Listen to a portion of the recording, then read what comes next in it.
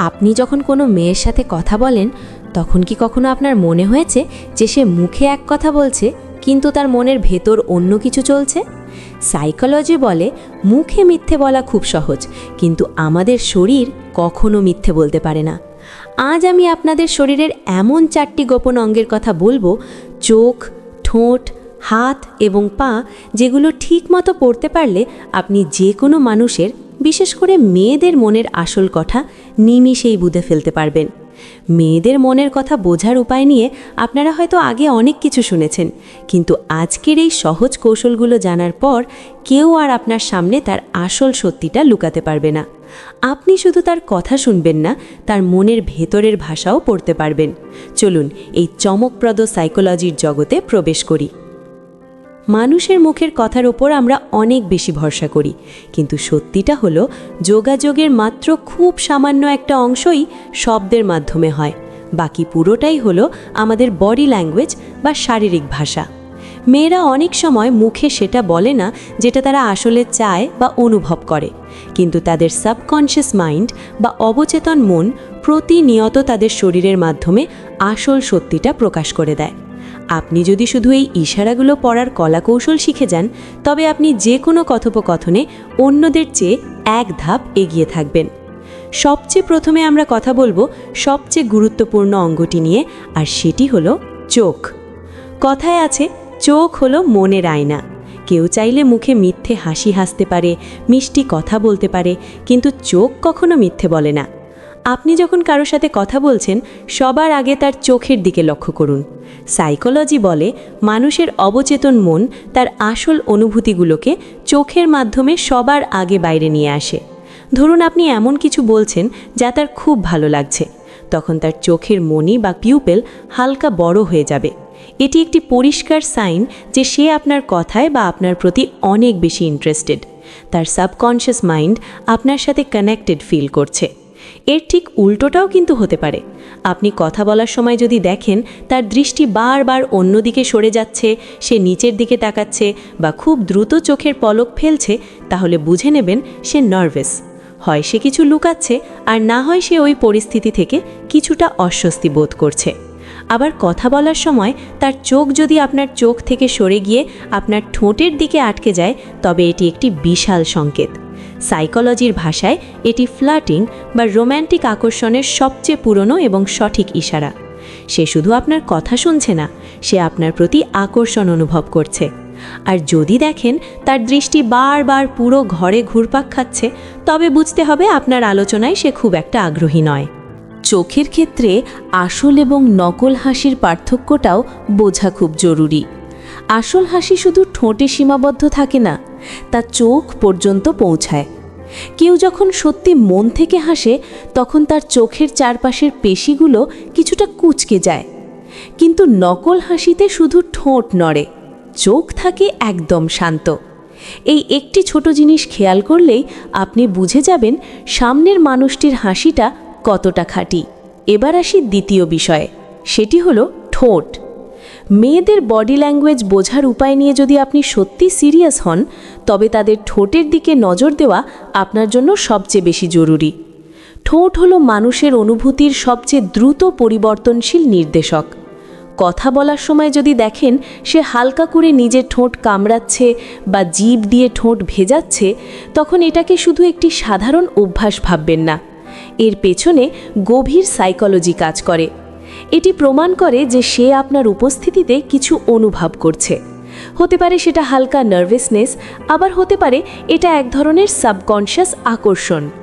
তার মন আপনাকে একটা সরাসরি মেসেজ দিচ্ছে যে সে আপনার উপস্থিতিতে প্রভাবিত। অনেক সময় মেয়েরা ইচ্ছে করেই ঠোঁট নিয়ে খেলে। কথা বলতে বলতে লিপস্টিক ঠিক করা বা চুল কানের পেছনে নেওয়ার সময় ঠোঁটের কাছে আঙুল রাখা, এগুলো কিন্তু ফ্লার্টিংয়ের সরাসরি আমন্ত্রণ। তার সাবকনশিয়াস মন আপনাকে বোঝাতে চাইছে, আমি চাই তুমি আমাকে নোটিস করো। আবার যদি দেখেন তার ঠোঁট শক্ত করে বন্ধ, একদম চাপা, তাহলে বুঝতে হবে সে নিজেকে খুব কন্ট্রোল করছে। হয়তো সে তার আসল ইমোশন বা কথাগুলো আপনার সামনে প্রকাশ করতে চাইছে না, বা কোনো কারণে নিজেকে গুটিয়ে রাখছে। ঠোঁটের কোণে যদি একটা হালকা মিষ্টি হাসি লেগেই থাকে, তবে নিঃসন্দেহে সে আপনার সঙ্গ খুব উপভোগ করছে। তৃতীয় যে বিষয়টি আপনাকে খেয়াল করতে হবে সেটি হলো হাত।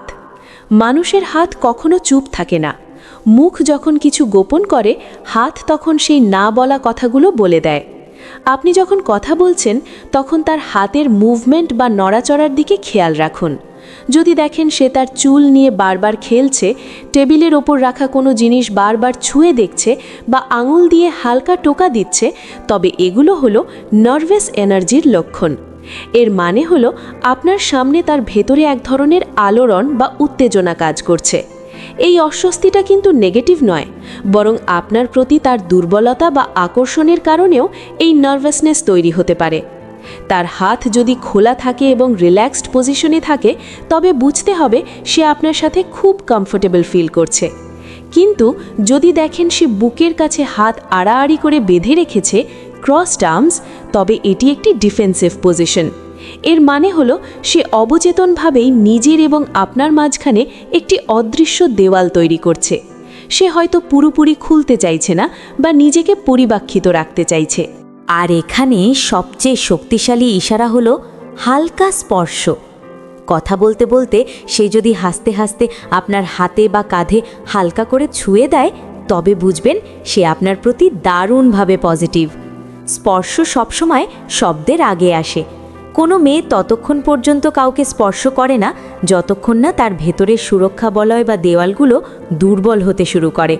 তাই এই হালকা স্পর্শ হলো একটি বিশাল গ্রিন সিগন্যাল।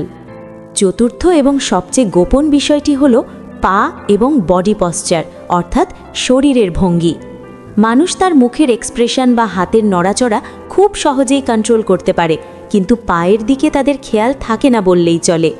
সাইকোলজি বলে পায়ের পাতা হলো শরীরের সবচেয়ে সৎ অংশ। আপনি যদি সত্যিই মেয়েদের ইশারা বোঝার উপায় শিখতে চান, তবে কখনো কখনো কথার ফাঁকে তার পায়ের ডিরেকশন বা দিকের প্রতি লক্ষ্য রাখুন। ধরুন আপনারা দুজন সামনাসামনি বসে বা দাঁড়িয়ে কথা বলছেন। যদি দেখেন তার পায়ের পাতা সরাসরি আপনার দিকে ঘোরানো আছে, তবে নিশ্চিত থাকুন সে এই কথোপকথনে পুরোপুরি ডুবে আছে এবং আপনার প্রতি তার সম্পূর্ণ মনোযোগ রয়েছে।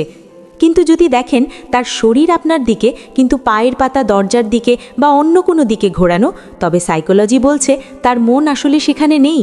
তার অবচেতন মন ওই জায়গা থেকে বেরিয়ে যেতে চাইছে। একইভাবে বডি পশ্চার বা শরীরের ভঙ্গিও অনেক কিছু পরিষ্কার করে দেয়। কথা বলার সময় সে যদি আপনার দিকে হালকা ঝুঁকে থাকে, তবে এটি আপন বোধ এবং গভীর আগ্রহের প্রকাশ। সে অবচেতনভাবেই আপনার আরও কাছাকাছি আসতে চাইছে। কিন্তু যদি সে পেছনের দিকে হেলে বসে থাকে বা তার শরীর খুব আড়ষ্ট আর শক্ত মনে হয়, তবে সে দূরত্ব বজায় রাখতে চাইছে। রিল্যাক্সড বা আরামদায়ক বডি পশ্চার মানেই হলো সে আপনার সাথে নিরাপদ ও স্বাচ্ছন্দ্য বোধ করছে। এই যে 4টে অঙ্গের কথা বললাম, চোখ, ঠোঁট, হাত এবং পা, এগুলো আলাদা আলাদাভাবে অনেক কিছু বলে। কিন্তু একজন বুদ্ধিমান মানুষ কখনো শুধু একটি ইশারা দেখে কোনো সিদ্ধান্তে পৌঁছায় না। আপনাকে এই পুরো ব্যাপারটাকে একসাথে মেলাতে হবে।